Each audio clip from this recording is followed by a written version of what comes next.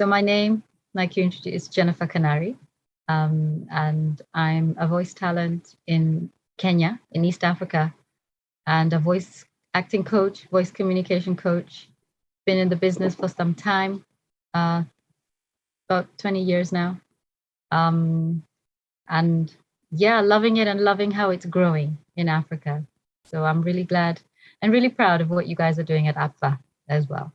So we just go straight into the questions, Jennifer. What would you say has there been a sizable increase in collaboration this year in the African audio industry? Oh, definitely. You guys, APVA, for one, has made a big splash on the voice acting and the podcast scene. And that's already a huge collaboration. And this year, we've seen a lot of East-West collaboration with what's going on in Nigeria and the Voiceover Academy there, and what's going on at the casting club. And so, yes, it's grown exponentially this year. Great. And we're glad to hear that. What contribution have you made so far as a leading voice in the industry? I know you have a lot to say regarding this. Well, in Kenya, we have an organization called the Voice Actors League of Kenya, or VALC for short. And we've been around for a long time, helping support talent. Our role is really to equip them with resources, structure of rate cards, how to perform, and just also not to recognize that they're not alone.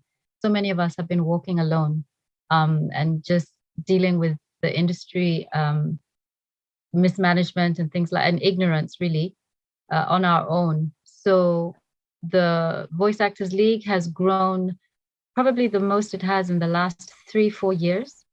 And we're now a nice community with a lot of robust communication and sharing of problems and even a place to just vent.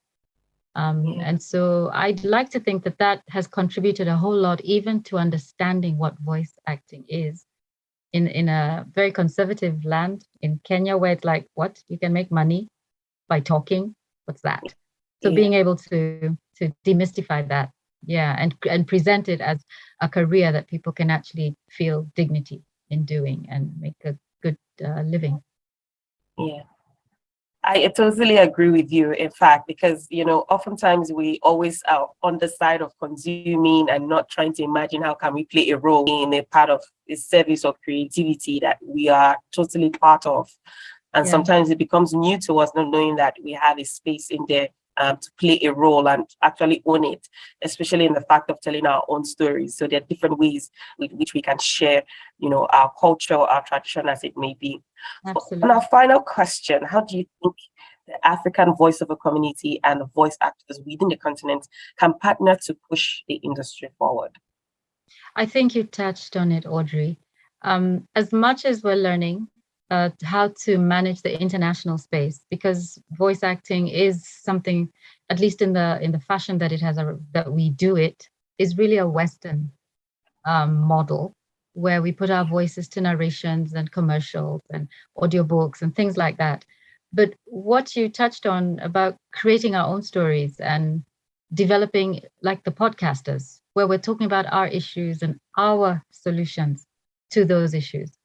And so the synergy that is now happening in Africa, I hope, and that at least that's, and what we're striving to do in East Africa, is as much as we're making a living and making extra money and paddling those international waters much more efficiently, that it will come back and gain that African flavor, which is really about community, which is really about morality, which is really about values, which is about returning the identity of Africa on a platform, on a level that we now begin to have content that, yes, the West can buy, but is now feeding us, first of all, or refeeding us, if you will, kind of reminding us who we are in this new generation, and keeping that alive for the children who, we're bringing into the world. So I'm excited about what's going on. I really am. And I love the celebration of us that is happening with APVA. It's a huge stamp on where we're heading. Yes, And thank you for, pointing that out. I think, with people like you, definitely we're privileged to have people like you to look up to and to learn from. And these platforms are not just, like you said, for those of you that have been there for years, but even just passing down those knowledge and those, niche that you have created over the decades, those things really form to give us, a root at the end of the day. But Mhm. then, picking up from your responses, it shows your commitment to wanting to make, the podcast platform of voice acting strong and Yeah. to own it. And, Africa, we have a voice no matter where we are, where we find ourselves. Even without Mhm. speaking, we have a presence, and it's a That's very correct. exciting time.